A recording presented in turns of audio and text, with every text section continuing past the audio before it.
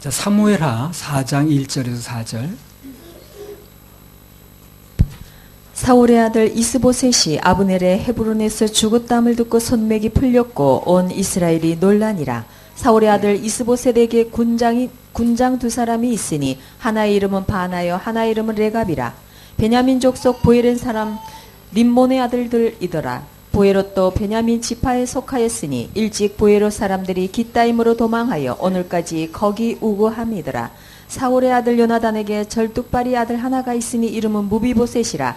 전에 사울과 요나단의 죽은 소식이 이스라엘에서 올 때에 그 나이 5살이었는데 그 유모가 안고 도망하더니 급히 도망함으로 아이가 떨어져 절게 되었더라. 네, 우리 잠언 26장 2절에 보면 까닭 없는 저주는 참새에 떠도는 것과 제비에 날아가는 것 같이 이르지 아니한다. 그런 말씀이 있거든요. 그럼 무슨 말입니까? 모든 저주나 또는 축복은 괜히 오는 게 아니라는 거지, 그렇죠? 까닭 없이 오는 게 아니라 다 이유가 있다는 것입니다. 그래서 오늘 방금 읽은 이 본문을 통해서 어떤 사람이 하나님의 축복을 받고 어떤 사람이 또 징계와 저주 아래 있게 되는가, 이런 부분에서 말씀을 드리도록 하겠습니다. 사무엘하 4장 1절을 다시 한번 읽어보세요. 사울의 아들 이스보셋이 아브넬의 헤브론에서 죽었담을 듣고 손맥이 풀렸고 온 이스라엘이 놀라니라. 자, 맥이 풀렸다고 그랬는데, 손맥이. 그 이스보셋이 그 아브넬의 그 죽음에 대한 소식을 갑자기 들은 겁니다. 그 사람이 앓다 죽은 사람이 아니고요. 갑자기 어느 날 죽은 거거든. 그러니까 맥이 풀렸는데 어느 정도 풀렸냐면 자기 수족을 움직이지 못할 정도로 이렇게 풀려버렸어요. 그러니까 큰 충격을 받은 거죠. 근데 이 사람이 그 상태에서 뭘 하고 있나 봤더니 5절 한번 읽어보세요. 부에롯 사람 림몬의 아들 레갑과 바나가 행하여 볕이 쬐을 때 즈음에 이스보셋의 집에 이르니 마침 저가 낮잠을 자는지라. 예, 그래서 이제 그 림몬의 아들 레갑과 바나가 뭐하러 왔냐면 죽이러 온 거예요. 아직 볕이 쬐는다는 건 무슨 얘기입니까? 대낮이란 얘기죠.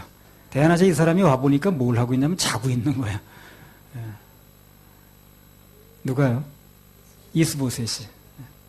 그럼 나라의 중요한 인물이 죽고 그래서 시국 자체가 지금 비상인데 그 잠을 자고 있더라는 거예요, 이 사람이. 뭘 의미할 건가요? 손맥이 풀렸다는 것과 이게 무슨 의미가 있는 거예요, 지금요? 완전히 낙심이 된 거예요, 이 사람이. 낙심이 돼가지고 아유, 될 대로 돼, 그냥. 예. 그냥 뭐 어떻게 되고 예. 아주 낙심돼 있는 겁니다, 지금. 근데 이 낙심 절망이라는 게요, 좌절이라는 게 하나님의 역사를 가로막는 가장 큰 원인이에요, 이게요. 어떤 사람이든지 무슨 일을 당하든지 하나님이 도와주시면 살아날 수 있거든요. 근데 낙심해버리고 좌절해버리고 실망하고 이렇게 하게 되면 하나님의 일하심을 막는 겁니다, 그게. 그래서 그 사람에게 더 이상 하나님의 일하심이 나타나진 않아요. 큰 문제입니다. 하나님께서는 죄 지은 사람도 용서해 주시고 배반하고 떠난 베드로 같은 사람도 다시 찾아가서 또 쓰셨잖아요. 교회를 핍박하던 바울 같은 사람 변화시켜 쓰셨습니다. 그런데 신기하게도요, 이상스럽게도 낙심한 사람은 쓰질 않아요. 그 좋은 예가 어디 나오냐면 열왕기상 19장에 나옵니다. 엘리야. 그 18장에 보면 엘리야가 큰 승리를 거뒀어요. 850대 1로. 엄청난 승리죠. 세상에 그런 승리는 없어요. 850대 1로 싸워 승리한 그런 일 들어본 적이 없습니다. 뭐 가끔가다 무슨 주먹을 잘 쓰는 사람이 뭐 10대 1로 싸워서 뭐 몇십 대 1로 이겼다 그런 얘기 들었었지만 850대 1로 싸워가지고 이겼다는 얘기는 들어본 적이 없습니다. 근데 그런 승리 했거든요. 근데 승리한 직후에 그 이세벨이라는 여자가 그 공갈을 쳤어요. 협박. 내일까지 살아있으면 아주 내가 그냥 손에 장을 지진다, 이런 식으로. 손 공갈한 협박이죠. 근데 그 얘기를 듣는 순간에 갑자기 낙심이 온 거예요, 엘리야가. 그 열왕기상 19장 3절 4절 한번 읽어보세요. 저가 이 형편을 보고 일어나 그 생명을 위하여 도망하여 유다에 속한 브엘세바에 이르러 자기의 사환을 그곳에 머물게 하고 스스로 광야로 들어가 하루끼쯤 행하고 한 로뎀나무 아래 앉아서 죽기를 구하여 가로되 여호와여 넉넉하오니 지금 내 생명을 취하옵소서 나는 내 열조보다 낫지 못하니이다 하고. 그러니까 형편이 보여지니까요, 하나님 말씀하대로 가버렸습니다. 하나님이 그렇게 도와주시고 엄청난 승리를 거둔 역사 이래로 유명한 사건, 이거의 주인공이 자기라는 걸 잊어버렸어요. 그리고 그냥 형편만 보이는 거예요, 그냥. 그래가지고 그 로뎀나무, 로뎀나무가 그늘이 잘 진다고 그래요. 그 밑에 가가지고 난 죽는 게 낫겠쇼. 그래가지고 그냥 낙심이 있으니까 하나님께서 아유 그래도 해봐야지. 그러고 있으면 되겠어. 이렇게 좀 말씀해 주시면 좋겠는데 그냥 냉정하게 바꾸시더라고요. 낙심한 엘리야 더 이상 쓰지 않았습니다. 그래서 하나님께서 엘리야를 곧바로 불러가셔요. 아마 늙게 만들어서 죽게 할 시간이 없으신가 봐. 바로 불러갔어요. 그냥. 그리고 의욕 있게 일하던 누굽니까? 엘리사를 불러 쓰시는 거예요. 자, 열왕기상 19장 14절에 16절. 저가 대답하되 우리는 그렇게 생각하죠. 내가 이렇게 낙심돼 있고 이렇게 불편해가지고 정말 심령이 좌절돼서 한마디 한 건데 그좀 위로해 주시고 어떻게 달래서 쓰시지. 그렇게 하는 마음이 있는데 그렇지 않다는 거예요. 자, 왜 그런가 한번 읽어보세요. 열왕기상 19장 14절 16절. 저가 대답하되 내가 만군의 하나님 여호와를 위하여 열심히 특심하오니 이는 이스라엘 자손이 주의 언약을 버리고 주의 단을 헐며 칼로 주의 선지자들을 죽였음이오며 오직 나만 남았거늘 저희가 내 생명을 찾아 취하려 하나이다. 여호와께서 저에게 이르시되 너는 네 길을 돌이켜 광야로 말미암아 다메섹에 가서 이르거든 하사엘에게 기름을 부어 아람 왕이 되게 하고 너는 또 님시의 아들 예후에게 기름을 부어 이스라엘 왕이 되게 하고 또 아벨모홀라 사밧의 아들 엘리사에게 기름을 부어 너를 대신하여 선지자가 되게 하라. 그래서 낙심을 하니까요. 그 시대라는 게 그래요. 어느 시대가 있으면 그 쓰는 팀이 있어요. 하나님께서. 그래서 엘리야가 낙심을 하니까 그 엘리야 자신뿐만 아니라 그가 같이 일할 때 있었던 왕 그리고 그 주변 나라 왕까지 싹 바꿨습니다. 낙심의 결과가 어떻습니까? 자기는 물론이고 그 주위에 있는 사람들까지 다 영향을 미치는 거예요. 이게. 그래서 낙심한 사람 옆에 있으면 같이 심령이 내려앉는 겁니다. 누구 옆에 앉는가도 조심해야 돼요. 그래서 막 계속해서 낙심하고 절망하고 좌절하고 이런 걸 쏟아놓은 사람 옆에 있으면 같이 죽는 거예요. 아무튼 그래서 하나님께서는 낙심한 사람을 통해서는 어떤 일도 안 하신다는 겁니다. 왜 그러냐면 낙심 자체가 하나님 바라보는 게 아니에요. 그게요. 그렇죠? 낙심 자체가 하나님 바라보는 게 아닙니다. 그래서 하나님 바라보는 게 아니기 때문에 하나님 믿는 게 아니기 때문에 그를 통해서 일할 수가 없다는 거예요. 근데 반대로요. 어떤 경우를 당해도 주님께서 일하실 것이 믿어져서 맡겨진 사람에게는 새 힘을 줍니다. 그 낙심을 이길 수 있는, 환경을 이길 수 있는 새 힘을 주셔요. 정반대입니다. 그래서 하나님만 바라보는 상태는 낙심도 없고 피곤치도 않아요. 이사야 40장 31절. 오직 여호와를 앙망하는 자는 새 힘을 얻으리니 독수리의 날개치며 올라감 같을 것이요 다른 박질하여도 곤비치 아니하겠고 걸어가도 피곤치 아니하리로다. 분명히 나왔죠. 오직 여호와를 앙망하는 자는 새 힘을 얻으리니 독수리의 날개치며 올라감 같을 거다. 그러니까 무슨 일이 벌어져도 이 일을 통해서 하나님이 일하실 거야. 하나님 무슨 도움이 올 거야. 라는 것을 기대하고 그걸 바라보는 사람에게는 새 힘이 온다는 거예요. 새 힘. 다른 박질하여도 곤비치 아니하겠고 걸어가도 피곤치 아니한다는 거예요. 그러니까 폐일은하고 내가 지금 피곤하고 낙심한 상태에 있다는 것은 주님 바라보는데 실패하고 있는 거예요. 주님 보지 않는 겁니다. 환경만 보는 거예요. 그렇게 되면 엘리야가 됐든 누가 됐든 간에 쓰임받는 데선 제껴진다는 거예요. 제외된다는 겁니다. 전에 집회할 때 누군지 나 잘 기억이 안 나는데 어떤 목사님이 그런 얘기를 했습니다. 그 목회하다가 힘이 들어서 너무 힘이 드니까 이제 엘리야처럼 말도 할 말도 없고 그래서 넋 잃고 앉아 있으면 사모님이 그 목사님이 그렇게 말을 한대요. 목사님, 하나님께서 그런 모습을 보시면 미안해서 어떻게 쓰겠습니까? 그런데 낙심해 있으면 그 목사님 그렇게 하는 모습을 보고 있으면 하나님 뭐 좀 시키실래 해도 미안해서 어떻게 시키겠냐 이렇게 얘기를 한대요. 그럼 번쩍 정신이 나가지고 다시 일했다 그런 간증을 하는 거 들은 적이 있거든요. 하나님 자녀들은 어떤 경우에도 낙심은 금물입니다. 하나님이 계신 한, 예수 그리스도가 계신 한 낙심할 필요 없어요. 낙심하면 더 이상 하나님 역사를 기대할 수 없습니다. 낙심이라는 게 한마디로 하나님 바라보는데 실패하는 거거든요. 그냥 피곤해지는 거예요. 그래서 절망이 오는 겁니다. 잠언 24장 10절. 최종 결론도 우린 천국이에요. 결론도 잘 나게 돼 있습니다. 그러니까 어떤 경우가 있어도 우리는 절대 주님 안에 있는 한 낙심하면 안 됩니다. 그럼 주님의 일하심을 막는 결과가 돼요. 잠언 24장 10절. 네가 만일 환난 날에 낙담하면 내 힘의 미약함을 보임이니라. 그래서 어떤 일이든지 그것이 낙담으로 이어지게 되면 사단에게 약세를 보이게 돼요. 그게요. 그러면 집중적으로 공격합니다. 그때부터.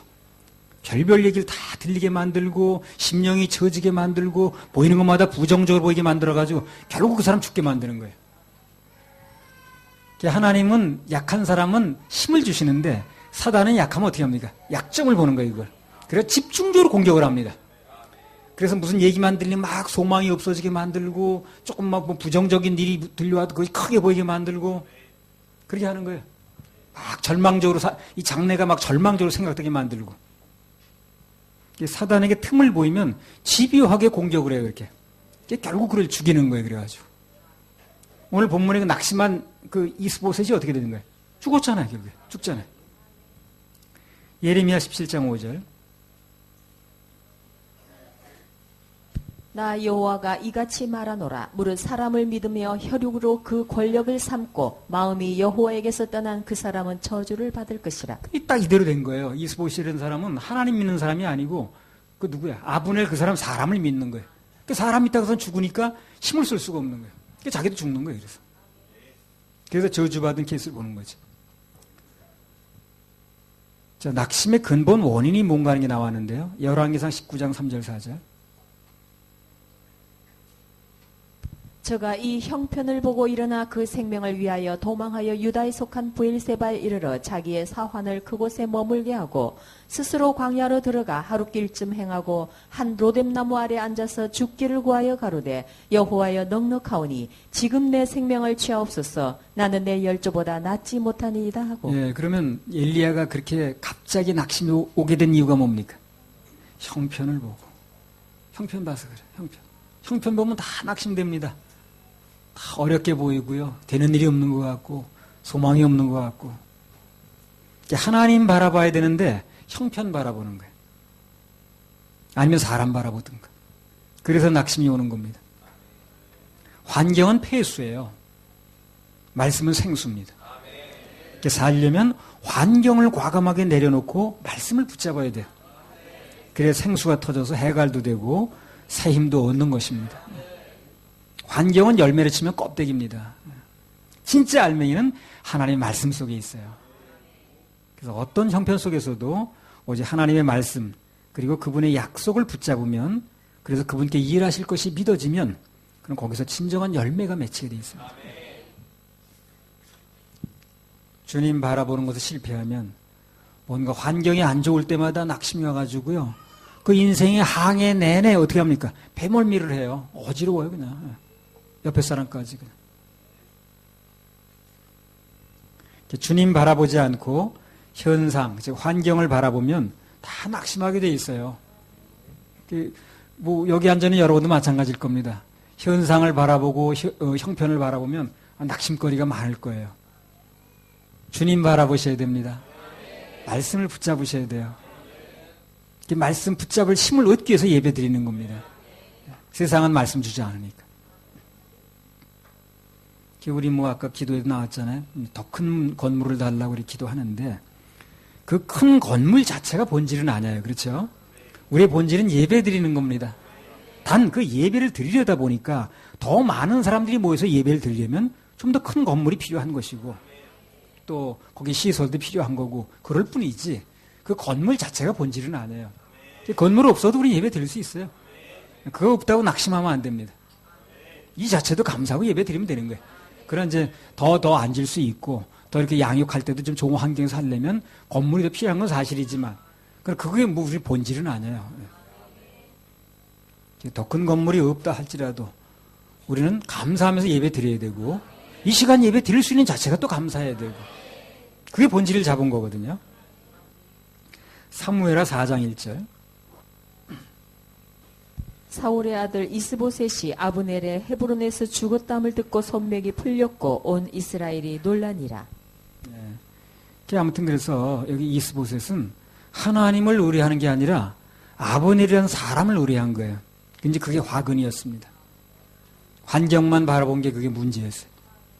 그래서 우리 하나님의 자녀들이 그분 의지하지 않고 사람 의지하면 손에 맥 풀릴 일밖에 없다는 거. 그걸 꼭 좀 알 필요가 있습니다. 하나님 바라보지 않으면, 환경 바라보면 심날 일은 별로 없고 맨날 맥 풀릴 일밖에 없어요. 저건 또 왜 저래? 저 일은 왜 벌어졌어? 저건 또 어떻게 풀어야 돼? 맨 이런 일밖에 없어요. 이 문제는 어떻게 해야 돼? 이런 거. 같은 맥락에서 마음속에 하나님이 없는 사람은 자기가 바라보던 사람이 없어지거나 아니면 그 사람이 내 기대에 차질 않아. 그럼 또 낙심이 와요. 내가 또 참을 수 있을 만큼 참았다라고 자기 스스로가 또 견디고 있으면 그게 이제 한계가 넘으면 또 낙심이 오죠. 그래서 어떤 환경에서도 승리할 수 있는 비결은 그것을 통해서 역사하실 주님, 약속의 말씀, 그걸 잊지 말아야 돼요. 그걸 꼭 붙잡아야 됩니다. 그래서 우리 예배는 다시 한번 말씀을 붙잡을 수 있는 힘을 주는 거예요. 그 말씀을 그렇게 하셨지.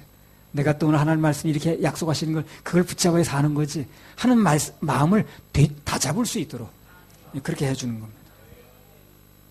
환경 바라보면 정말 낙심되더라고요. 물에 빠진 사람이 지푸라기라도 잡듯이 주님만을 꼭 붙잡아야 됩니다. 어떤 경우에도 하나님 놓치면 다 놓칩니다. 그 다음부터는 마음속에 하나님을 놓치면 어떤 것이 와도 다 배격이 무효예요. 그 하나님을 마음에 놓친 사람들이 어떻게 합니까? 그 포도송이를 짊어지고 오면서도 이렇게 풍성한 땅 아니에요, 그게. 그렇죠? 그걸 짊어지고 오면서도 입에서 뭐가 나옵니까? 낙심이 나오잖아요. 불평이 나오고 원망이 나오고.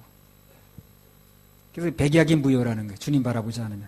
똑같은 환경 속에서도 그 갈렙과 여호수아는 하나님 일하신다고 그러고 들어가면 하나님 싸우실 거라고 그러고 그들은 우리 밥이라고 그러고 과연 하나님이 하셨다고 그러고 다르잖아요. 시편 46편 1절.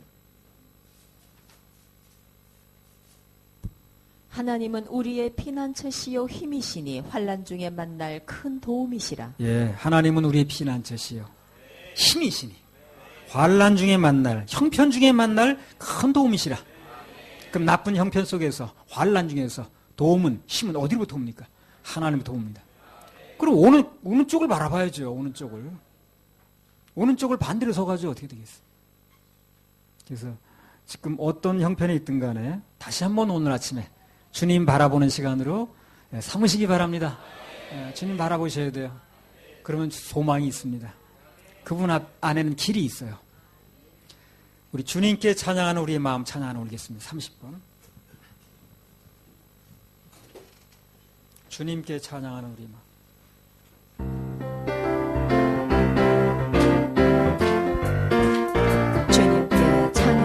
주님께 찬양하는 우리의 마음 얼마나 아름다운지 찬양하는 모든 순간 주님께 찬양하는 모든 순간 내 마음 천국일세 찬양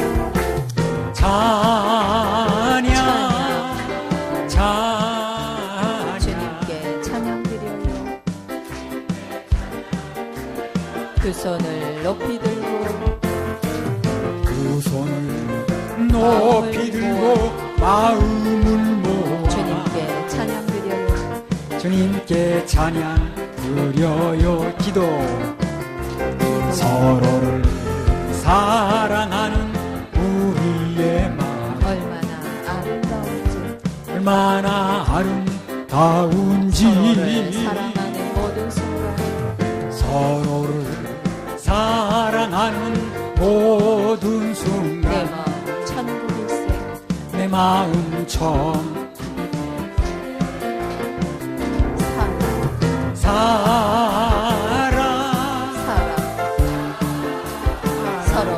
사랑하는 서로를 두 사랑하세요. 손을 높이 들고 두 손을 높이 들고 마음을 모아 서로를 사랑하세요. 서로를 사랑하세요.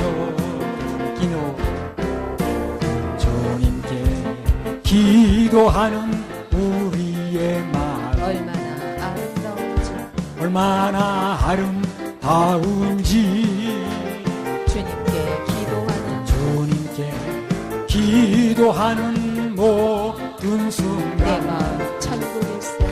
내 마음 천국일세. 기도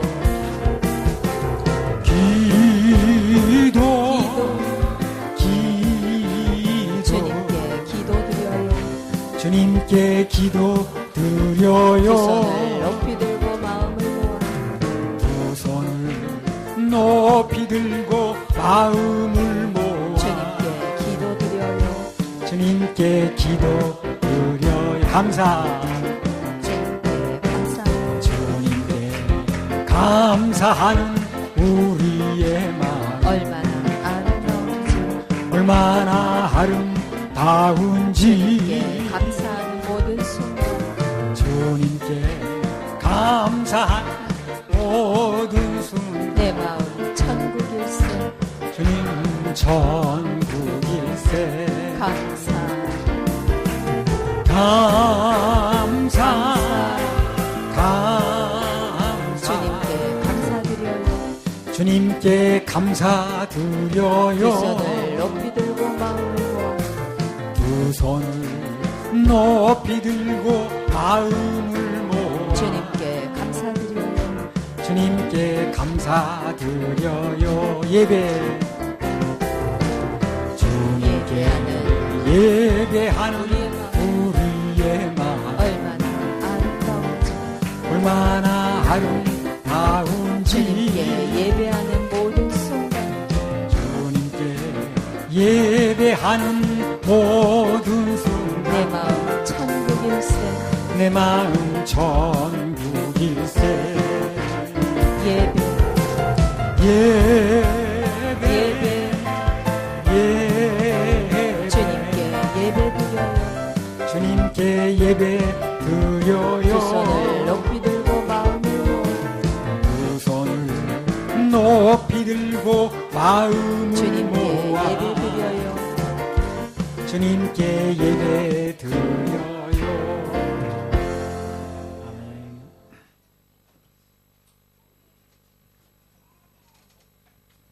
사무엘상 30장 1절에서 6절. 다윗과 그의 사람들이 제3일에 시글락에 이를 때에 아말렉 사람들이 이미 남방과 시글락을 침노하였는데 그들이 시글락을 쳐서 불사르고 거기 있는 대소 여인들을 하나도 죽이지 아니하고 다 사로잡아 끌고 자기 길을 갔더라. 다윗과 그의 사람들이 성에 이르러 본즉 성이 불탔고 자기들의 아내와 자녀들이 사로잡혔는지라. 다윗과 그와 함께한 백성이 울 기력이 없도록 소리를 높여 울었더라. 다윗의 두 아내 이스라엘 여인 아히노암과 갈멜 사람 나발의 아내 되었던 아비가일도 사로잡혔더라. 백성이 각기 자녀들을 위하여 마음이 슬퍼서 다윗을 돌로 치자 하니 다윗이 크게 군급하였으나 그 하느님 여호와를 힘입고 용기를 얻었더라. 자, 다윗의 아내도 잃었습니다. 자식도 잃었습니다. 아말렉 사람들 다 뺏겼어요. 다른 사람들 다 낙심하고 슬퍼하고 있습니다, 지금. 그리고 자기들 지도자인 다윗에게 막 돌을 던지려고 하는 걸 엉뚱한 일만 하고 있을 때 다윗은 뭘 합니까? 하나님 바라보는 거예요. 이게 차이예요. 환경은 똑같이 옵니다. 어떤 사람은 좋은 환경이 계속 오고 어떤 사람은 나쁜 환경만 계속 오고 그러지 않아요. 그건 공평치 않죠. 문제는 무엇입니까? 어떤 환경이 왔을 때 그때 누굴 바라보느냐 하는 거예요. 30장 6절 사무엘상. 백성이 각기 자녀들을 위하여 마음이 슬퍼서 다윗을 돌로 치자 하니 다윗이 크게 군급하였으나 그 하나님 여호와를 힘입고 용기를 얻었더라. 최대 위기가 왔는데, 인생 최대 위기가 왔는데 그냥 막 자기 부인 자식들 다 뺏겼는데 그것도 가슴 아픈데 재산도 다 뺏기고 근데 막 나하고 이렇게 함께 했던 사람들이 나 돌로 치려고 하는 거예요. 그러니까 정말 가슴 아프죠. 오늘날은요 뭐 실제 돌을 던지진 않아요. 말로 돌을 치는 거예요, 말로. 그러니까 이제 그 말도 서로 위로 있게 해야 됩니다. 막 함부로 해버리면 그 말을 돌 던지는 거거든요, 그게. 그러면 아픕니다. 그거 되게 아픕니다. 그러니까 부정적인 말 바꿔야 되고요. 서로 좀 힘을 얻을 수 있도록 이렇게 해야 됩니다. 인생 최대 위기를 맞았던 그 다윗이 다시 힘을 얻는 비결이 뭡니까? 주님만 의지하는 거예요. 그렇잖아요. 그게 크게 군급하였으나 그 하나님 여호와를 힘입고 용기를 얻었더라. 답이 다 나오는 거예요. 이런 경우에 어떻게 할 것인가? 그런 경우에 주님 바라보는 거예요. 주님께서 어떻게 말씀하실 것인가? 뭐라고 나에게 말씀하셨는가? 이런 걸 기억해내는 거죠.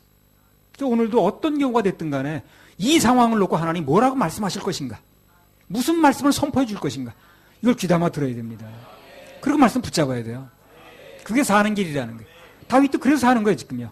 환경은 너무 나빠요, 지금요. 환경은 너무 나쁩니다. 그 근거질 있던 건 다 불타버렸죠. 아내와 자식들과 사로잡혀갔죠. 오늘 밤에 무슨 일이 벌어질지 모르죠. 그리고 나 함께해서 힘을 합쳐야 될 사람들은 돈을 날 치려고 그러죠. 그거 어떡할 거예요? 근데 그런 가운데 이 사람이 힘을 얻을 수 있었던 건 주님을 바라보고 힘을 얻었다는 거거든요. 그게 비결 아니겠습니까? 근데 오늘 그 이스보셋이라는 사람은 그 힘의 원천이 하나님이 아니었다는 게 드러나 버렸어요. 아브넬이 그 힘의 원천이었던 거예요. 그 사람 무너지면 같이 무너지는 거예요. 그래서. 그게 문제예요. 사람을 의지하면 그 사람 무너질 때 나도 같이 무너진다는 거예요. 시편 146편 3절 4절. 방백들을 의지하지 말며 도울 힘이 없는 인생도 의지하지 말지니 그 호흡이 끊어지면 흙으로 돌아가서 당일에 그 도모가 소멸하리로다. 여기 나왔듯이 인생이란 존재는 원래 도울 힘이 없습니다. 숨 끊어지면 그날에 다 끝나는 거예요. 아무 도울 힘이 없어요. 거기 바라볼 이유도 없고. 죽은 사람도 사람 바라보지 마세요. 오직 주님만 바라보셔야 됩니다. 사람 바라보면 결국 낙심하고요. 내 마음만 흔들리고 그래요. 그래서 하나님께서는 어떤 환경에서든지 그분 의뢰하고 그분 신뢰하고 그래서 낙심하지 않는 그런 사람을 쓰시는 거예요. 낙심이라는 건 그분 바라보는 게 아니거든요. 그랬을 수 없다는 거예요. 엘리야도 그렇게 하나님 바라보는 실패하니까 냉정하게 그냥 데려가는 거예요. 냉정하게. 그러나 어떤 경우든지 낙심만 안 하면 주님 바라보는데 실패하지 않으면 끝내 그 사람은 하나님께 쓰임받고 복을 받아요. 복을. 결과는 좋습니다. 내가 전에 경찰관 생활할 때 사람이 완전히 죽었는가 안 죽었는가는 그 사람 뭐 다른 거 보는 게 아니고요. 눈 거꾸로 이렇게 보려봐요. 죽은 사람은 이제 겉으로는 멀쩡해 보여도 눈 동공이 풀어져 있어요. 그러면 죽은 것입니다. 그래서 이제 부검할 때도 제일 먼저 그 의사가 그 칼을 메스를 대기 전에 눈꺼풀이 벌려보거든요. 눈 동공이 풀려 있으면 죽은 거예요, 이 사람은요. 그 하나님께서는 사람이 죽었나 하는 것을 살았나 하는 걸 뭘 보고 판단할까요? 이 말이 살았는가 그걸 보고 판단하는 거예요. 말이 죽어 있으면 죽은 거예요. 죽은 사람은 어떻게 쓰겠어요, 그래? 그렇잖아요? 살아야 쓰죠. 죽은 사람은 어떻게 쓰겠냐고. 엘리야는 지금 살았다는 이름은 있는데 말이 이렇게 나오니까 죽은 거예요. 쓸 수가 없는 거예요. 어떤 환경에서도 끝내 말만 살아있으면 그 사람 살아있는 거예요. 그걸 보고 아직 살아있네 얘가. 그래서 그것을 보고 판별을 하는 것입니다. 그러니까 가장 중요한 건 말이 살아있어야 돼요. 말이. 요한복음 5장 2절에서 8절.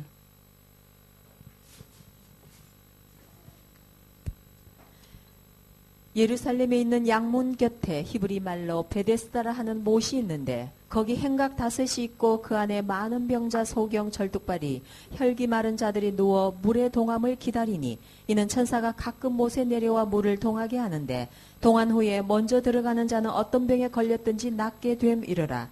거기 38년 된 병자가 있더라. 예수께서 그 누운 것을 보시고 병이 벌써 오랜 줄을 아시고 이르시되 내가 낫고자 하느냐. 병자가 대답하되 주여 물이 동할 때 나를 못에 넣어줄 사람이 없어 내가 가는 동안에 다른 사람이 먼저 내려가나이다. 예수께서 가라사대 일어나 네 자리를 들고 걸어가라 하시니 자, 예수께서 그 누운 것을 보시고 병이 오랜 줄을 아시고 병 오래됐다는 거 알아요, 몰라요? 알고 있어요. 그 모르는 게 아니야. 그러니까 얘기할 필요가 없는 거야. 나는 이게 너무 어려운 병이고요. 환경이 너무 이건 풀릴 수가 없고요. 그런 얘기 할 필요가 없는 게 뭐냐면 알고 계시다는 거예요. 내 사랑하는 독자. 사랑하는 거 알고 계시는 거예요. 예. 그거 모르고 달라는 게 아니라는 거예요. 병이 벌써 오랜 줄 아시고 이르시되 그럼에도 불구하고 내가 낫고자 하느냐 이렇게 물으셨어요. 그 사람 병이 난치병인지 불치병인지 그게 중요한 게 아니라는 거예요. 예수님께서 그 사람이 물으신 것은 한 가지입니다. 아직도 내가 낫고자 하는 마음이 있어? 하는 마음. 그 말은 무슨 말이에요? 희망을 버리지 않았냐 그 말이죠. 그 말을 얘기를 하는 거예요. 그래서 병든지 38년이 지났는지 어쨌는지 그게 중요한 게 아니고 그럼에도 불구하고 아직 낫고자 하는 소망이 있느냐는 거예요. 희망을 버리지 않았냐는 겁니다. 그랬더니 그 사람이 7절에 뭐라고 답변했나 보세요. 병자가 대답하여 주여 물이 동할 때 나를 못에 넣어줄 사람이 없어서 내가 가는 동안에 다른 사람이 먼저 내려간다는 거예요. 그 말은 아직도 누가 내려다만 주면 들어갈 수만 있으면 나도 살 수 있다는 거죠. 38년이나 됐지만 그래서 입이 아직 살아있으니까 소망의 말을 하더라는 겁니다. 그래서 입이 아직 살아있는 그 사람에게 예수님이 이렇게 말씀하셨어요. 8절에 보면 예수께서 가라사대 일어나 내 자리를 들고 걸어가라. 병 나았습니다. 한 방에 해결됐습니다. 한 방에. 하나님이 하시는 일에 두 방이 없어요. 한 방입니다. 그 천지창조할 때 보세요.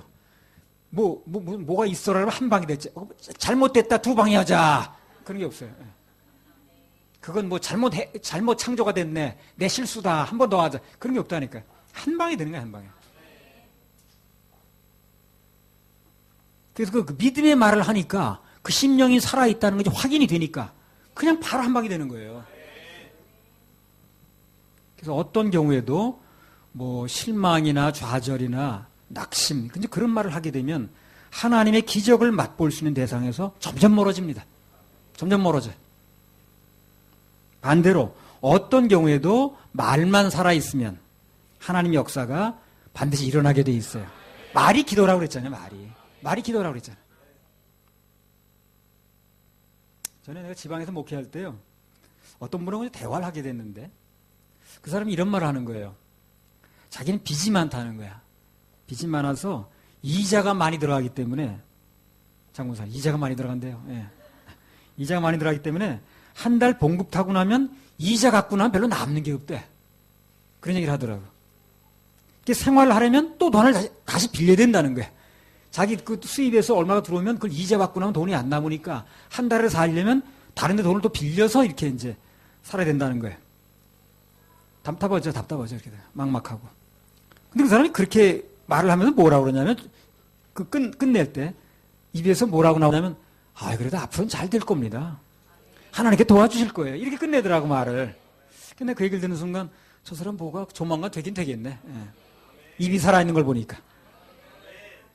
과정이 어떻든 간에 끝말을 잘 맺어야 돼요. 끝말이 결론이에요, 그게. 끝말을 잘 맺어야 됩니다. 걱정거리만 늘어놓고 막 그냥 뭐 안 되네, 무슨 죽겠네, 이 얘기만 끝나게 되면 그거는 기도도 아니고 하소연입니다, 그거. 넋두리밖에 안 돼. 지금은 답답하고 안 풀리고 꽉 막히고 그런 환경이랄지라도 말을 그렇게 끝나면 안 된다는 거예요. 예. 그런 것은 하나님 역사를 불러올 수가 없거든요. 현재 상황이 어떻든 간에 반드시 말을 끝낼 때는 희망적인 말로, 소망적인 말로, 하나님이 일하실 수 있는 여지가 있는 말로 이렇게 끝내야 돼. 그래야 하나님께서 일하실 수 있어요. 근데 안 되는 사람은 너나 할 것 없이 그게 안 되더라고. 걱정거리 늘어놓는 걸 1시간도 해. 근데 결론만 그렇게 지면 되는데 그렇게 결론 짓기가 싫은가 봐. 그냥 걱정거리를 끝내 그냥. 그럼에도 불구하고 하나님 일하실 것이라고. 하나님 역사하시고 도와주시면 우리에게 좋은 일이 있을 거라고. 이렇게 말을 끝내야 되는데 그래 끝내는 게 싫은가 봐. 그 장사도 잘하는 사람 보면요. 좀 기분이 안 좋아도 말을 이렇게 함부로 끝내지 않아요. 재수가 없다니까 뭐 그런 무슨 소금을 뿌린다든 그러지 않습니다. 완전히 끝나는 말을 하지 않고 또 다음에 한번 찾아올 수 있는 말을 던져놓고 끝내. 오늘만 손님이 아니잖아요, 그 사람. 그 사람 살아있는 한 또 올 수 있잖아요. 근데 그 사람을 완전히 끝내는 말을 하지 않더라고. 언젠가 한번 또 올 수 있게 만드는 거예요. 오늘 안 사도. 그럼 다음을 기약할 수 있거든요. 현재 안 좋은 상황만 말하고 끝내면 마치 그것은요, 하나님을 다시 안 보겠다고 말하는 것 똑같아요. 하나님 다시 보려면, 그분의 그 도우심을 다시 얻으려면, 은혜를 입으려면, 그분이 일할 수 있는 말로 끝내야 됩니다. 저는 일하실 거야. 아, 참, 예수가 있지. 그러면 그분이 일하실 상황을 만들어 놓고 끝내는 거 아니에요, 지금요. 현재 안 좋은 상황만 말하고 그걸 끝내버리면, 하나님을 다시 안 보겠다는 말하고 똑같은 겁니다. 아무튼 그래서 우리 하나님의 자녀들은 어떤 경우에도 실망하면 안 되고요. 더욱이 그 입에서 나오는 대로 함부로 이렇게 하면 안 됩니다. 좌절과 낙심의 말은요, 그 말이 씨가 돼요, 그게. 하나님의 도우심이 오는 걸 막습니다. 병자도 그렇대요. 그 의사들 하는 얘기를 들어보면요, 자기 병이 나을 거라고 믿어져서 그렇게 말하는 사람은 치료 확률이 한 30%에서 50%까지 늘어난대요. 근데 꼭 나는 죽는다고 말하고 그냥 포기해버리고 그런 환자는 이제 백약이 무효래. 의사가 제일 힘든 사람이 비관하는 환자래, 비관하는. 아유, 내 병은 내가 알아요. 나 못 고쳐요. 이런 사람들. 그런 사람 누가 고치겠어요, 그래? 그 자기 병 자기가 아는데 왜 못 고치나, 그래. 그렇게 말하는 사람이 있더라고요. 아, 내 병은 내가 잘 안다니까요. 그 못 고친다니까요. 죽음을 바라보면 죽고 주님 바라보면 사는 거예요. 간단합니다. 그리고 환자 편에서 보면 단 1%라도 희망을 말하는 의사를 만나야 된대요. 이미 늦었다는 둥, 어디 가서 뭐하다 이제 왔냐는 둥, 그런 비관적인 의사를 만나면 이제 살 병도 죽는 거예요. 자, 1%의 확률이 있더라도 한번 해봅시다 하는 이제 그런 의사를 만나야 되는 거지. 이번에 그 이북에서 넘어오다가 총 맞은 무슨 군인 있잖아요. 그거 그냥 총알이 내장을 뚫고 관통해가 죽는 거예요. 그 피는 많이 흘렸지. 살겠어요. 그래도 그 아주대학병원에 이국종이든가. 그 사람, 하여튼 그 전문 분야의 수술하는 사람이래요. 근데 그런 의사 계통을 지원을 잘 안 한대요. 그래서 이제, 그런 이제 환자가 생기면 수술할 사람이 많지 않은 거죠. 미국에서 아주 극찬했습니다, 그 사람 이번에. 우리나라 정부는 별로 칭찬 안 하더라고. 그 20년 전에 33년 전에 그 미국 사람들은 지금도 기념식 하죠, 그거요. 우리나라 대통령은 연평해전에서 우리나라 군인이 죽었는데 장례식 치르는데 거기 안 가고 축구 구경 갔잖아요. 그런 사람도 있으니까 할 말은 없죠. 늦었다는 둥, 어디 가서 뭐하다 이제 왔냐는 둥, 그런 사람은 만날 필요가 없어요. 그런 병원에 나오세요, 그냥. 그럼 그 사람한테 뭘 기대하겠어요? 단 1% 확률에도 있으면 그거 가지고 해봅시다 하는 사람 만나야지. 이번에 다 확률이 없다고 그랬지만 그 사람은 한번 해봅시다 해서 한 거거든. 근데 지금 멀쩡히 살아났어요, 그 사람이. 살아가지고, 하여튼 특별한 적이 없으면 산 겁니다, 이제.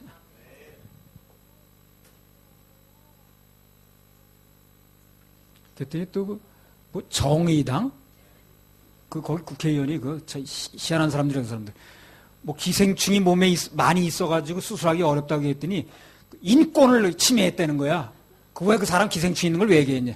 그 의사가 나와서 그랬습니다. 그 이국종인 사람이. 진짜 인권은 뭡니까? 그 사람 살려내는 게 인권입니다. 속 시원히 말 잘하더만 정말. 아이고. 살려내는 게 인권이지. 그잖아요. 그 사람들이, 물든 사람들은요, 좀처럼 굴보고 안 해요. 근데 워낙 이 사람 바른 말을 해버리니까 꼬리를 내렸어. 아니, 이를테면 그렇단 얘기죠. 얼마나 멋있는지 모르겠구만. 아니, 사람 살려내는 게 인권이지. 뭐가 인권이냐, 그러면. 당신이 말하는 인권은 뭐냐, 그러면.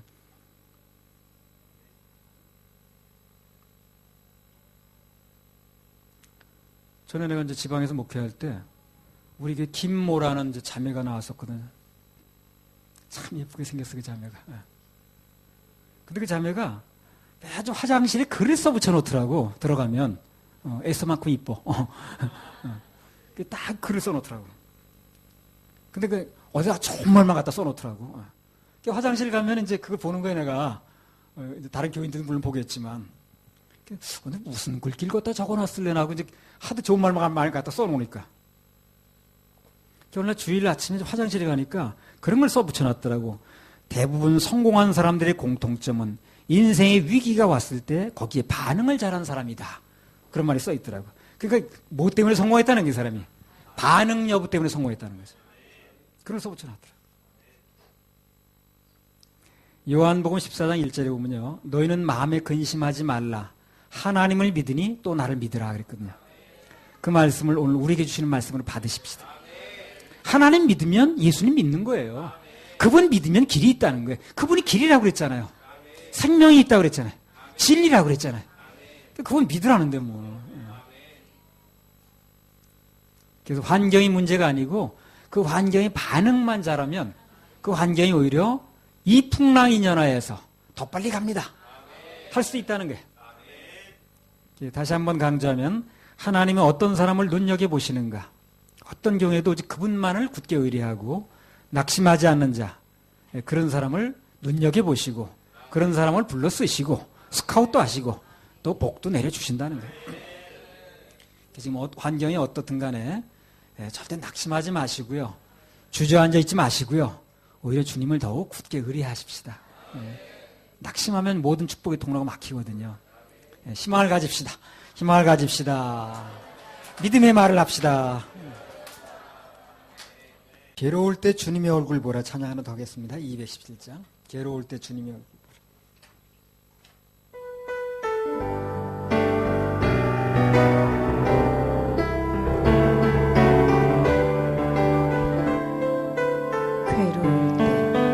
괴로울 때 주님의 얼굴 보라 평화의 주님 바라보아라 세상 시달린 친구들아 위로의 주님 바라보아라 눈을 들어 주를 보라 내 모든 염려 주께 맡겨라 슬플 때에 주님의 얼굴 보라 사랑의 주님 안식 주리라 힘이 내 마음 연약할 때 능력의 주님 바라보아라 주의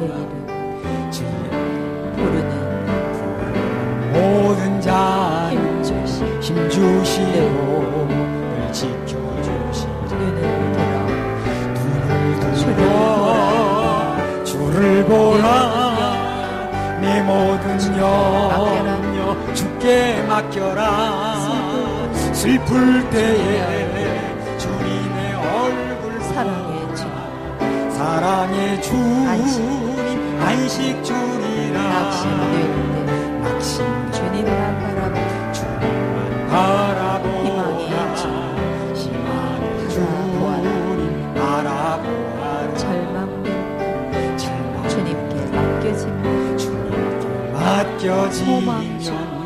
소망 주고 인도하시 아멘 눈을 들어 주를 보라 내 모든 염려 주께 맡겨라 슬플 때에 주님의 얼굴 보라 사랑의 주님 안식 주리라 눈을 두 손 들고요 주를 보라 내 모든 염려 주께 맡겨라 슬플 때에 주님의 얼굴 보라 사랑의 주님 안식 주리라 가슴에 손 얹고요 눈을 들어 주를 보라 주를 보세요 내 모든 염려 주께 맡기세요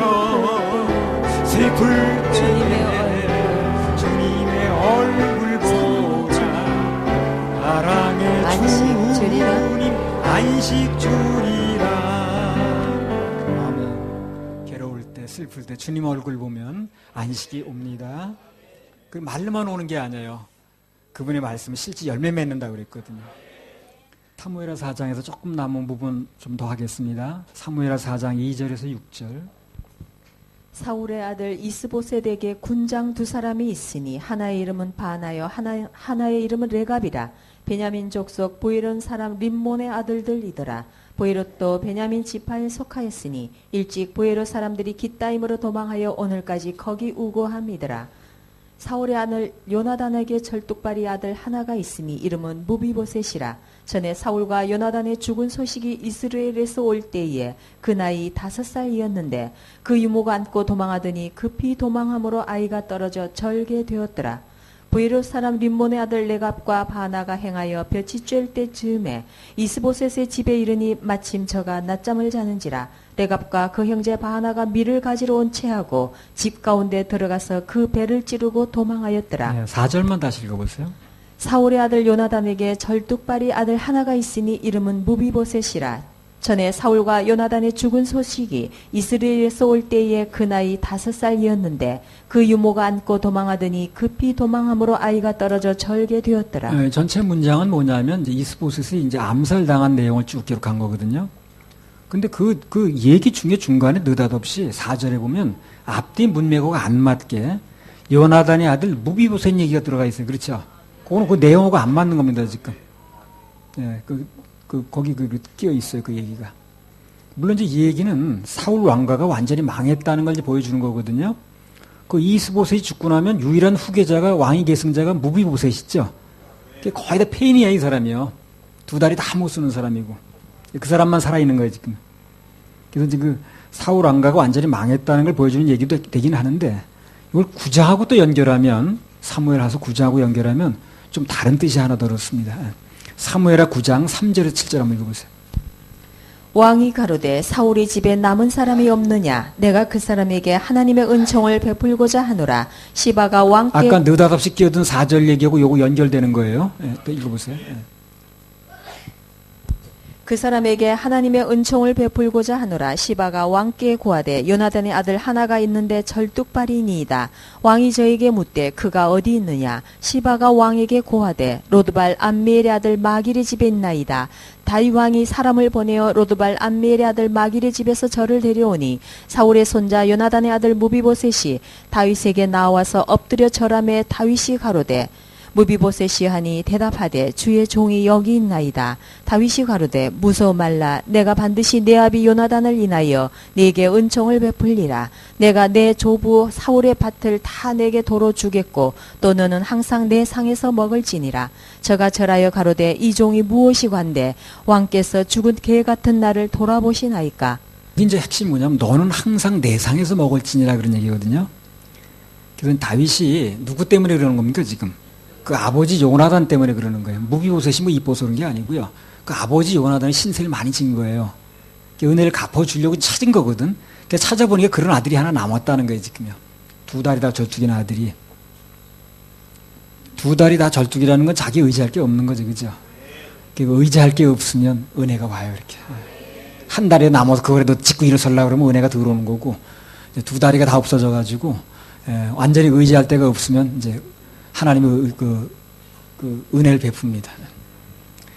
다윗이 그 아버지 요나단 때문에 그 아들 무비보셋을 환대해주고 평생 그 왕의 밥상에서 먹게 해주는 거예요. 큰 특권이죠. 왕의 밥상은 잘 먹을까요? 잘 못 먹을까요? 잘 먹겠죠. 거기서 맨날 먹게 해주는 거야. 그래서 간단히 말하면 한 사람은 아버지 덕분에 자식 때까지 은혜를 입었다는 거고 또 한 사람은 아버지 잘못 때문에 자식 때에 가서 어떻게 망했느냐 얘기를 하는 거예요, 지금요. 그 두 가지 결과를 대비해서 말을 하다 보니까 그 이스보셋 얘기하다가 무비보셋 얘기를 갖다 넣은 거예요. 예. 앞서 그 말씀드렸죠. 까닭 없는 저주는 참새에 떠도는 것과 제비에 날아가는 것 같이 이르지 않는다 그랬잖아요. 그래서 우리가 오는 모든 것은 다 이유가 있는 거예요. 그래서 그 이스보셋은 왜 이렇게 갑자기 망했는가? 그리고 무비보셋은 어떻게 흥했는가 하는 얘기를 그 부모하고 연결시켜서 얘기를 하려고 다 집어넣은 거예요. 이 창세기 3장에 보면요. 인간이 죄를 짓는 순간이요. 사람만 저주를 받은 게 아니에요. 동식물까지 그리고 땅에까지 다 같이 같이 저주가 왔습니다. 창세기 3장 17절 18절. 아담에게 이르시되 내가 네 아내의 말을 듣고 내가 너더러 먹지 말라 한 나무의 실과를 먹었은즉 땅은 너로 인하여 저주를 받고 너는 종신토록 수고하여야 그 소산을 먹으리라. 땅이 내게 가시덤불과 엉겅퀴를 낼 것이라. 너의 먹을 것은 밭의 채소인즉. 땅이 내게 가시덤불과 엉겅퀴를 낼 것이라. 땅이 같이 저주를 받는다는 얘기를 하는 거예요. 예. 원래 인간은요, 하나님 창조하실 때는요, 땀 흘리지 않고도 먹고 살게 창조가 됐어요. 땀 흘리지 않게 돼 있었습니다. 예. 아담과 하가 범죄를 하면서 땅이 같이 저주를 받은 거예요. 그래서 곡식 대신 그냥 놔두면 가시덤불만 나요. 잡초만 납니다. 엉겅퀴를 내게 된 거예요. 원래는 그렇지 않았는데. 그래서 그때부터 인간은 그것을 다 갈아엎어야 되니까 얼굴에 땀이 흘러야 먹고 살게 된 거예요. 그러니까 수고하고 애쓰고 고생해서 먹고 사는 게 원래 정상은 아닙니다. 예. 원래 정상이 아니야, 그게. 원래 하도 그런 생활을 오래 하다 보니까 그렇게 하는 게 정상인 것처럼 보이는데 원래는 그렇지 않아요. 원래는 그렇게 땀 흘리고 살게 돼 있지 않았어요. 우리 천국 가면요, 땀 안 흘려도 돼요. 예. 그 출퇴근하느라 고생 안 해도 됩니다. 예. 아유, 내가 이 짓을 언제까지. 그렇게 안 해도 돼요. 예. 이제 한동안 여기서만 우리가 달 동안 잠깐 고생하는 거지, 한나라 가게 되면 뭐 출퇴근 걱정 안 해도 됩니다. 예. 한 사람들이 오랫동안 그런 생활을 살다 보니 익숙해져 가지고 그게 정상인 줄 알아. 원래는 절대 그렇지가 않습니다. 원래 우리는 주님께서 해놓으시고 이뤄놓으신 것을 그냥 누리게 돼 있었어요. 그러니까 생수원에 와서 우리 서울교회에서 예배드리고 하나님께 영광 돌리면 모든 것이 저절로 되어진다는 거, 이게 그냥 하는 말이 아니야. 원래 창조가 원리가 그래요. 원래 창조 원리가 그렇습니다. 그래서 나무도 보면은요, 깊은 산 속에 있는 나무들, 사람이 없는 곳에 있는 나무는요, 굳이 가서 찾아가서 비료 안 줘도, 물 안 뿌려줘도, 매일같이 화초에 물 주지 않아도 잘 자랍니다. 그렇죠? 그래요. 저 깊은 산 속에 사람의 손길이 닿지 않는 데는요, 누가 가서 물 주는 거 아니에요, 그거요. 비료 주지 않아요. 그래서 너무 잘 자랍니다, 나무가. 하나님 직접 기르시는 거예요. 그런데 인간들이 가까이 사는 데 있는 근처에 있는 나무는 농약을 줘야 되고, 기물 매줘야 되고, 비료 줘야 되고, 애를 써 억지로 자란다고. 그러니까 사람이 가까이 안 할수록 좋은 거예요. 이 타락한 인간이 가까이 있으면요, 이 동식물들이 싫어해요. 우리는 뭐 되게 좋아할 줄 알죠? 안 그래요? 예. 산에 있는 나무 꺾어다 자꾸 화단에 심지 말아요. 예. 그 나무는 되게 싫어합니다, 그런 거. 인간 옆에 있는 걸 좋아하지 않아요, 화초는요. 인간에 떨어질수록 좋아해요. 사람들이 그냥 자기 욕심 채우느라 갖다 놓는 거죠. 이 모든 나무나 동식물은 사람하고 떨어질수록 좋아합니다. 아주 깊은 산 속에 있는 나무는 너무 잘 자라는 거예요. 근데 사람하고 가까이 있으면은 이게 그냥 막 공을 들여야 되고 그냥 그래도 약해지잖아요. 환경도 타락한 인간들이 들어가면 대번에 망가지는 거예요, 이게. 여러분, 먹고 살기 힘드시죠? 다 창세기 3장에 하나님 말씀대로 된 겁니다, 그게. 예. 말씀 그대로 된 거예요. 그러면 항상 예배드리면 항상 축복이 온다는 것도 말씀인데, 그건 그대로 될까요? 그것도 그대로 돼요. 예. 저주의 말씀 그대로 사는 거예요, 지금요, 사람들이. 그걸 부인하든 말든 그대로 사는 거예요. 그렇다면 항상 예배드리고 하나님께 영광 돌리면 축복이 온다는 것도 그대로도 되는 거예요, 또 그게. 항상 예배, 항상 축복. 그래서 하나님께서 우리에게 복을 주시면 저절로 되어지고, 그리고 하나님께서 복을 주시면 우리는 하나님께서 일하신 데 따라가게 되면 길이 저절로 인도되고 하는 얘기가, 그게 원리가 그랬던 거예요, 그게. 그게 우리가 지어낸 얘기가 아니고. 타락하고 나서 그게 안 되다 보니까 그게 정상인 줄 아는 거예요, 사람들이. 그게 원래는 그렇지 않아요. 그래서 성경에 보면 가나안 땅이 젖과 꿀이 흐르는 땅으로 이제 묘사가 되어 있거든요. 근데 이방인들이 들어가면 전부 사막으로 변하는 거예요, 그게. 희한하게. 근데 이스라엘 사람들이 그곳에 들어가면 얼마 안 있어서 그게 옥토로 또 변한다는 거예요. 예. 그래서 1948년도에 이스라엘이 독립했는데, 그래서 정착하기까지는요, 팔레스타인 사람들이 살 때는 거의 사막이었어요, 그게요. 그 조그만 땅이 전부 사막이었다. 이스라엘이 들어가니까 지금 전부 옥토로 변한 거예요, 이게. 그 농장 이름 뭐라고 하더라? 키예프? 뭐라고 부르는 이름이 있더라고. 우리 인생도 주님의 말씀이 내 마음에 믿어지면, 아멘 되면 옥토로 변합니다. 예. 그래서 이 말씀을 듣는 분들은 전부 말씀을 마음에 담으세요. 예. 그러면 그 마음이, 그 말씀이 들어가는 순간부터 옥토로 변합니다. 그럼 좋은 열매들은 저절로 나오겠죠. 저절로 나오는 게. 그 말씀을 깊이 중심으로 담은 사람은 얼마 안 있어서 조만간 머지않은 장래에 좋은 열매들이 나오더라고 보니까. 좋은 열매로 변해가고요. 사람들이 인격이 변화되고 이렇게 하더라고. 아무튼 누가 그 땅에 사느냐에 따라서 하나님이 그 땅에 저주를 내리시기도 하고 그 땅을 고치시기도 합니다. 그래서 우리나라도 참 이 하나님 믿는 하나님의 자녀들이 많아지면 땅은 저절로 좋아지는 거예요. 해마다 풍년 들고 보릿고개 뭐 그런 얘기 하던 게 엊그저께 같은데 우리 요새 무슨 뭐 좀 덜 먹어야 된다고 그러고 무슨 뭐 음식 쓰레기를 어떻게 처리하냐고 그러고 뭐 살 빼야 된다고 그러잖아요. 예. 그런 얘기 나온 지 얼마 안 됐어요. 아직도 이북에선 배 나온 사람이 그게 인격자래. 예. 그래서 거기 뭔가 되는 사람이 길 나오고 다니잖아요. 예. 그게 이렇게 모양새가 안 좋으면 이렇게 하겠어요. 근데 거기는 그거 나온 사람이 그 인격자래. 워낙 빼빼 마른 사람만 있어가지고.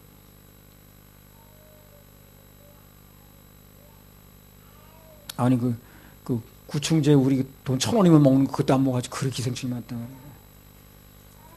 수술 못 하겠더라고 어째. 그거 막 핀셋으로 띄어내느라고. 그래도 그거 어려운 수술을 해가지고 살려냈잖아요. 그 살려낸 게 인권이지 그야말로.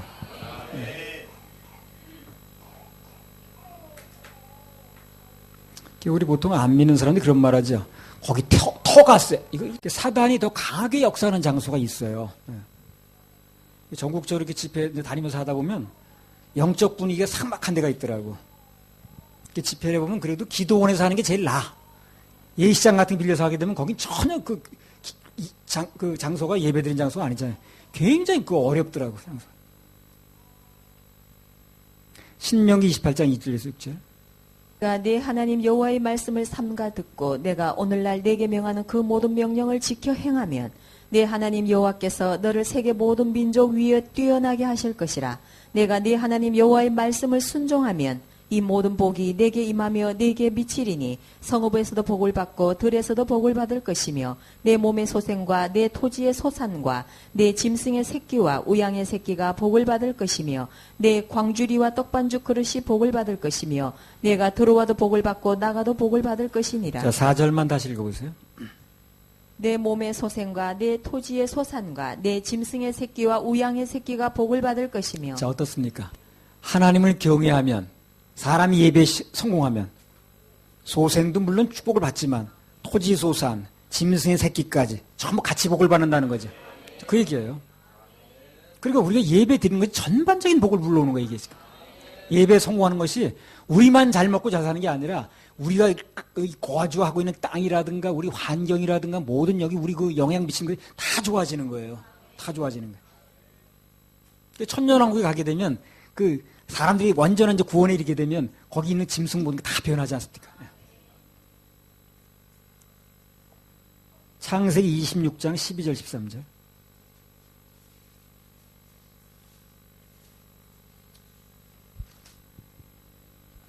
이삭이 그 땅에서 농사하여 그 해에 100배나 얻었고 여호와께서 복을 주심으로 그 사람이 창대하고 왕성하여 마침내 거부가 되어. 이삭 하던 첫 해에 그 땅이 기름지고 이렇게 그 땅에 지력이 생기지도 않았는데 100배를 거두게 되는 거예요. 100배. 하나님의 축복이, 특별하신 축복이 그 땅에 내렸다는 거거든요. 이삭이 늘 예배에 성공하니까. 그러니까 하나님께 특별히 그 땅에 축복을 하니까 그냥 그 땅에서 그냥 첫 해에 100배가 나와버린 거예요. 100배가. 100배. 100배로. 사람의 예배에 성공하면 거기에 딸린 가축, 식물 모두가 다 복을 받습니다. 예배 성공은 전부 인생의 축복, 그리고 전반적인 축복으로 이어지는 거예요. 이게. 그래서 항상 예배, 항상 축복이 우리 특허내야 됩니다. 이게. 전 세계적으로 문명화되고 잘 사는 나라들은 거의 예외 없이 다 기독교적인 문화를 가지고 있는 나라들이에요. 기독교적인 문화를 가지고 있는 나라들이에요. 그 못 살고 막 그런 사람들 보면 기독교 문화가 아니야. 천재지변도 예수 믿는 나라에서는 잘 안 일어납니다. 되게 이방 종교를 믿는 나라에서 그런 게 많이 일어나요. 그죠? 이번에도 뭐 어디 무슨 뭐 지진이 나서 뭐 많이 죽었다 그래. 다 이방 종교를 믿는 사람들이죠. 기독교 문화에 있는 그런 데서는 그렇게 큰 천재지변이 잘 일어나지 않아요. 요즘 보면 미국에서 천재지변이 뭐 자주 일어난다고 그러던데 그 미국 사람 정신 차려야 돼요. 예. 초심으로 돌아가서 청교도 정신으로 돌아가야 됩니다. 그 사람들. 다 그 하나님의 경고인 줄 알아야 돼. 우리가 이제 또 우리 알고 넘어갈 거 뭐냐면 우리가 이제 하는 모든 일들이 후손에게 직접 영향을 미치거든요. 출애굽기 20장 5절 6절.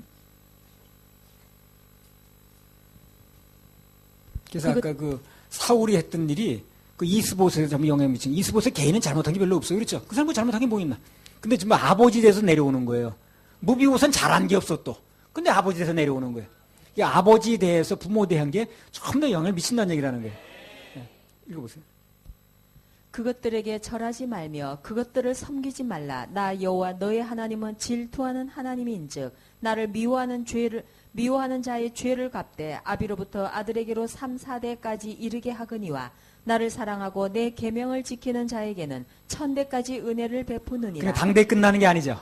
그가 잘못한 것이든 잘한 것이든 전부 당대로 끝나지 않아요. 3, 4대까지 이르기도 하고 그 다음에 1000대까지 은혜를 주기도 하고 그렇습니다.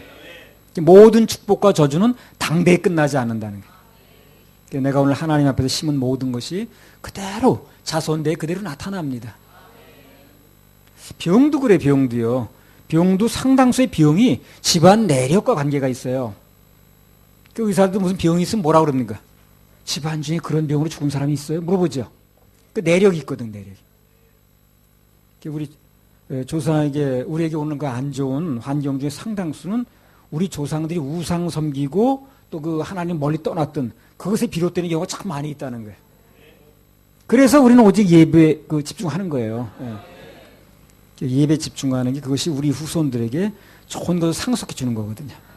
그래서 오늘도 하나님 앞에 중심으로 예배 드린 그것이 좋은 상속을 또 물려주는 겁니다. 그래서 늘 예배 드릴 때마다 중심을 다해서 나 당대는 물론이요 내 자손 만대 영향을 미치는 거니까 중심을 다해서 예배 드리시고 아까 서두에 말씀드린 것처럼 부정적인 말 낙심적인 말 하지 말고 주님께서 일하시는 터전을 말로 만들어 놓고 그러면 우리 인생은 점점 가면 갈수록 밝아질 겁니다. 할렐루야. 우리 하나님께 박수 올려드려요.